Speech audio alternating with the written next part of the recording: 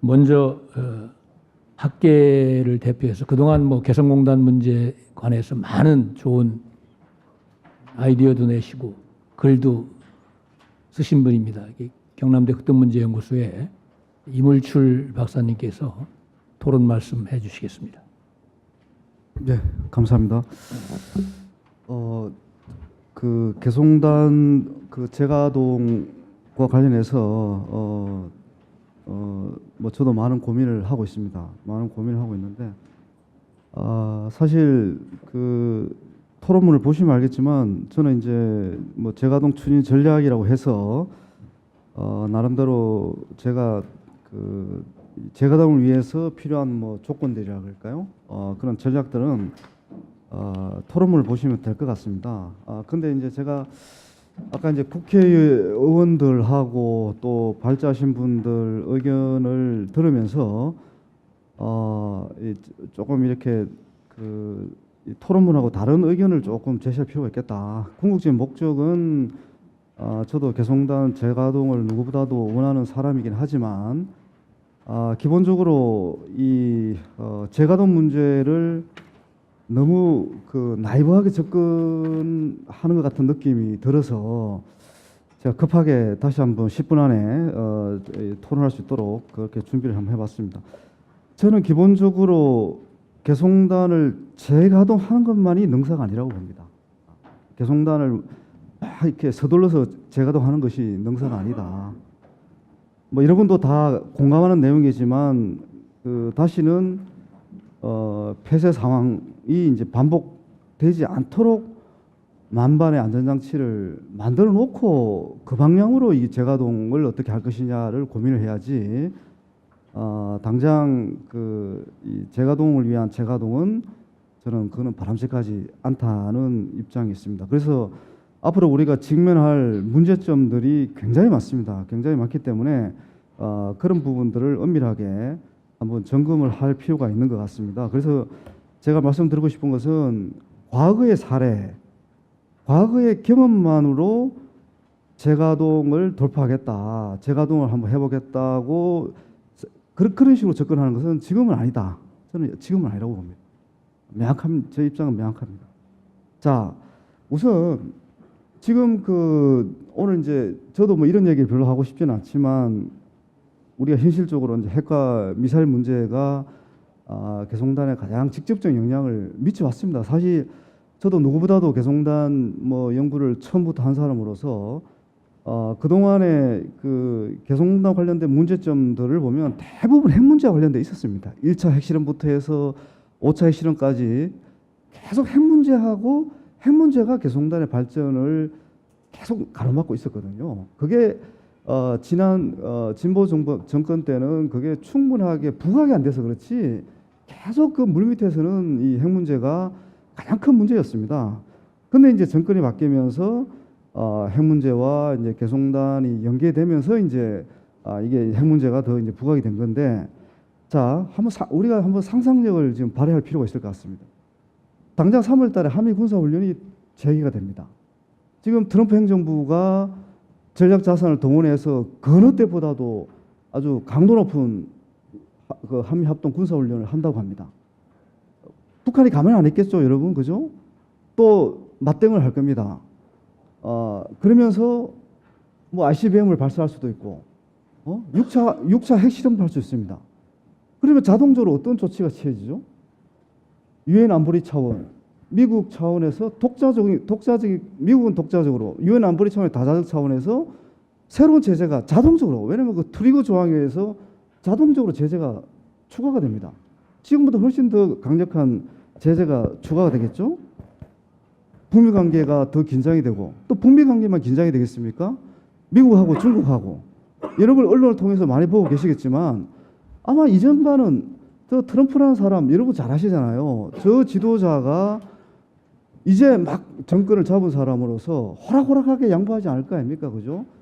자, 북미 간의 긴장의 어떤 최고조 상황, 또 미중 관계, 이런 복잡한 정세 속에서 개성단 재가동 해야 된다고 과연 주장할 수 있을까요, 여러분?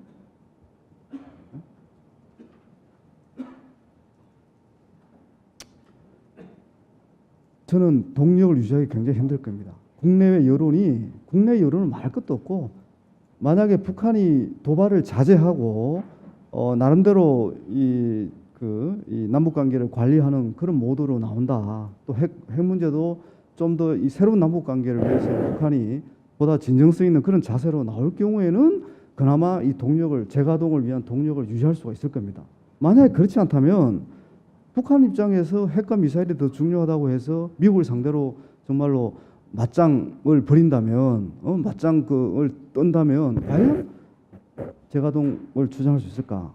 저는 쉽지 않다고 봅니다. 그리고 유엔 안보리 제재 조항, 그리고 미국의 독자적 제재 조항, 이거 절대 가볍게 보면 안 됩니다. 과거에 우리 정부가 개성단을 지키기 위해서 정말 많은 노력을 했습니다. 저도 뭐 그 중에 한 사람, 저도 그 참여했던 사람 중에 한 사람이었고, 그거는 저도 압니다. 알지만은 지금 상황은 저는 전혀 다르다고 봅니다. 아까 우리 한 변호사님도 말씀하셨지만 개성단이 유지되는 상황에서 유엔 안보리 제재라든지 미국의 독자적 제재를 우리가 어느 정도 또 대응할 수 있는 그런 남들의 또 논리라든지 뭐 여러 가지 그런 걸 할 수 있겠지만 지금 개성단이 지금 다친 상황입니다. 다친 상황에서 이 유엔 안보리라든지 미국의 제가 시간이 없어서 이 자세한 제재 조항은 설명을 안 하겠습니다. 하여튼 분명한 것은 이 금융 제재나 물자 반출입과 관련해서 과연 예전처럼 그렇게 진행할 수 있을까? 저는 상당히 부정적으로 봅니다. 자, 그리고 무엇보다도 이제 개성단 문을 열었습니다. 재가동을 해서 과거처럼 근로자들에게 정상적으로 임금을 지불하고 임금에 여러 가지 비용들이 들어가겠죠. 최소한 1억 달러 이상이 예전에 비교를 한다면 1억 달러 이상이 들어가겠죠. 과연 이런 현금이 유입되고 북한은 북한대로 계속 추가 도발하고 핵과 미사일 능력을 고도화시키고 이게 과연 병행이 될까? 저는 재가동을 무엇보다 누구보다 원하는 사람입니다. 과연 그런 상황에서 우리가 어떤 논리로 이 개성단은 재가동 시켜야 된다, 유지해야 된다 이렇게 얘기할 수 있을까요? 그런 부분들. 그리고 어떻든 우리도 비핵화, 북한의 비핵화를 중요한 정책으로 차기 정부가 어떤 정부든 북한의 비핵화 정책을 분명히 강조를 할 겁니다. 그런 강조를 하는 상황에서 개성단 때문에 제대로 국제사회와 공조를 취하지 못할 경우 아니 우리 정부가 부담해야 될 다른 어떤 외교적 여러 가지 안보적 국제관계 측면에서의 부담들 그걸 어떻게 우리가 극복할 수 있을까? 그 부분도 저는 참 우리가 고민해야 될 변수입니다. 그리고 기업분들이 과연 이런 상황에서 들어갈까요? 여기 와 계신 우리 기업분들한테 제가 여쭤보겠습니다. 과연 제가 말씀드린 그런 상황, 북한이 추가 도발하고 추가 제재 들어가고 이런 상황에서 과연 우리 기업분들이 다시 공장 가동할 수 있을까요? 그리고 바이어들, 지금 우리 입주 기업분들한테 가장 중요한 이 단순히 재가동의 문제가 아니고 바이어들로부터 신뢰를 회복하는 게 더 중요할 수 있지 않습니까? 그분들이 주문을 해줘야 공장을 정상적으로 가동할 수 있는데 과연 이런 상황에서 국내외 바이어들이 여러분들에게 주문을 줄까요? 기업분들에게 주문을 줄까요? 과연? 자, 그래서 저는 하여튼 이런 변수들을 가볍게 봐서는 안 된다. 정말 재가동을 위해서 제대로 된 재가동을 위해서도 절대 가볍게 얘기하면 안 된다. 그리고 북한이 수용하는 북한의 변수입니다. 북한이 이거 개성단 재가동할 때 물론 저는 북한은 개성단 재가동을 원한다고 봅니다. 원한다고 보는데 재가동을 위한 어떤 조건을 제시할까? 어떤 조건을 제시할까? 북한이 이전과 같은 그런 낮은 임금을 여전히 고수할까? 지금까지 이번 피해에 대해서 됐다. 너들도 당신들도 피해 봤으니까 나도 피해 감수하겠다. 이렇게 과연 나올까? 그런 부분들. 그래서 제 마지막입니다. 시간은 저도 응수해야 되니까요. 어떻든 개성단 재가동을 위해서 저도 누구보다 노력할 겁니다. 그래서 여러분한테 약속을 드리면서도 우리가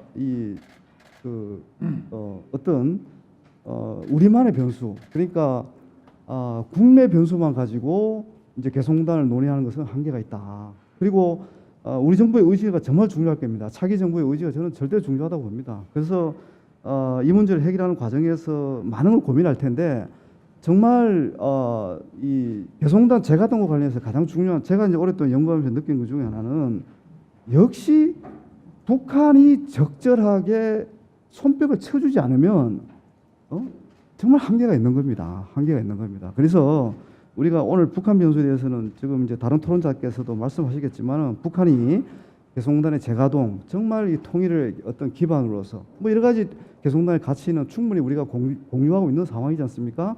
그런 가치의 실현, 그런 목표의 실현을 위해서 북한의 어떤 협조를 이끌어낼 수 있을 것인가 그런 그 전략도 함께 고민을 해야 될 그런 자리인 것 같습니다. 예, 이상으로 제 토론을 마치겠습니다. 감사합니다. 네.